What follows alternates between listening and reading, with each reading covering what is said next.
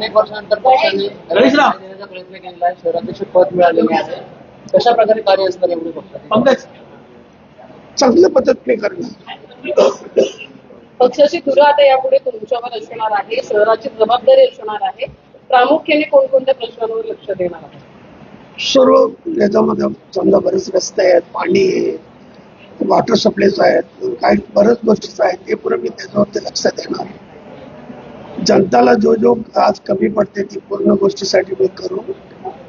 तर विरोधी पक्षाची भूमिका बजावत असताना महाविकास आघाडीतील इतर घटक पक्षांनी घेऊन त्यांच्याकडे सगळ्यांचा समन्वय साधणार. काय प्रश्न? आता विरोधी पक्षाची भूमिका तुमच्यावरती आहे. विरोधी पक्ष म्हणून तुमचे इतर जे महाविकास आघाडीतील इतर घटक पक्ष आहेत त्यांच्यात कशा प्रकारचा समन्वय साधणार? संबंध मध्ये सर्वांचे चांगला राहणार आहे, वाईट राहणार नाहीये. बरं एक आहे की माझ्या पद्धतीने मी माझं काम करणार. कसे राष्ट्रवादी काँग्रेस पक्षासोबतचे या पूर्वीचे संबंध, कारण की आतापर्यंत तुमचा चेहरा जेवढा लोकांपर्यंत पोहोचायला पाहिजे होता तेवढा पोहोचला नव्हता. आता शहराध्यक्ष पद मिळालेलं आहे. आता यापूर्वी राष्ट्रवादी सोबतचे असणारे पुढे संबंध काय? नाही, राष्ट्रवादी माझा आवडीचा आहे ते. म्हणजे त्याच्यासाठी मी काही करेन. और जमलं तर जेवढं माझं काम बघायचं असलं तर त्याचं पुढे तुम्ही आहेच, तुम्हाला बघायला तुम्ही बघू शकता.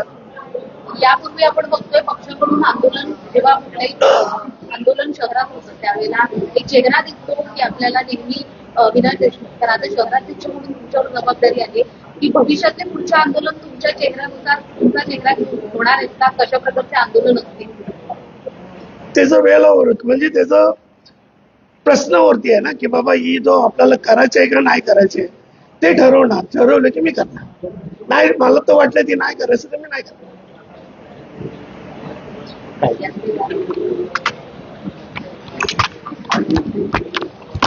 सर तो माईक द्या.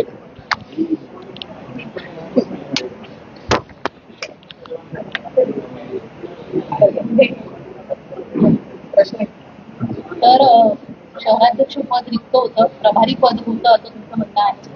पण शहराला त्याची जास्त ओळख नव्हती. आता अधिकृत शहराध्यक्ष पदाची जबाबदारी जी आहे ती मिळालेली आहे. कशा प्रकारची विरोधी पक्ष म्हणून तुमची भूमिका असणार आहे? मी प्रथमतः तर मगाच बोललो की जे परिस्थिती आहे मी तुमच्या समोर सांगतो की राष्ट्रवादी काँग्रेस पक्षाची म्हणावं तशी म्हणजे दिसावी तशी सत्तेत दिसावी तशी परिस्थिती नाही आहे. परंतु बदलापूर शहरात एक नंबरचा विरोधी पक्ष राष्ट्रवादी काँग्रेस आहे. त्याचा मला आनंद आहे.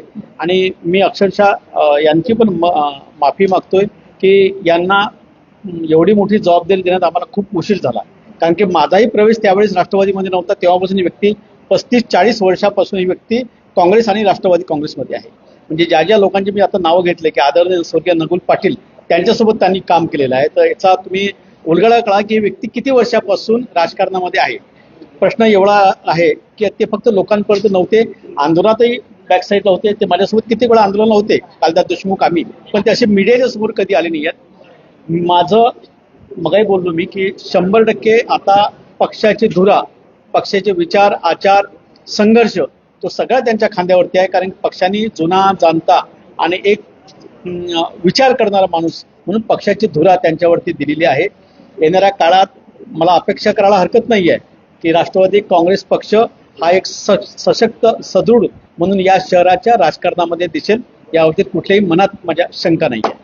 रमेश चव्हाण तुम्ही सजेस्ट केलेलं आहे, शहरामध्ये कुठे दिसत नव्हते, मात्र आता त्यांना पद दिलेलं आहे. मी मगाच बोललोय तुम्हाला, भावनेनं राजकारण होत नाहीये. वस्तुस्थिती आहे. अविनाश देशमुखची परिस्थिती तुम्हाला माहित आहे. अविनाश देशमुख रस्त्यावर उतरू शकतो, लोकांसाठी प्रश्न निर्माण करू शकतो, अधिकाऱ्यांच्या कानाखाली मारू शकतो, शिव्या देऊ शकतो. परंतु या सगळ्या गोष्टीचं राजकारण, याच्या पुढे निवडणुका कशा असतील.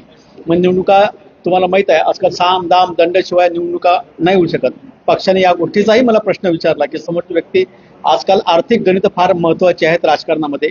नेहमी भावनेनं राजकारण होत नाही. लोक तुमच्याशी तर गोडगोड बोलतात आणि म्हणून राजकीय काही परिस्थिती म्हणजे शिवसेना असू द्या, काँग्रेस असू द्या की आमची शहरामध्ये काय परिस्थिती होती, पण अपेक्षा करतो की सगळ्या गोष्टी हे सार्थक समोर येतील आणि येणारा काळ हा राष्ट्रवादीचा सुगीचा असेल. याची मला आशा आहे. ओके.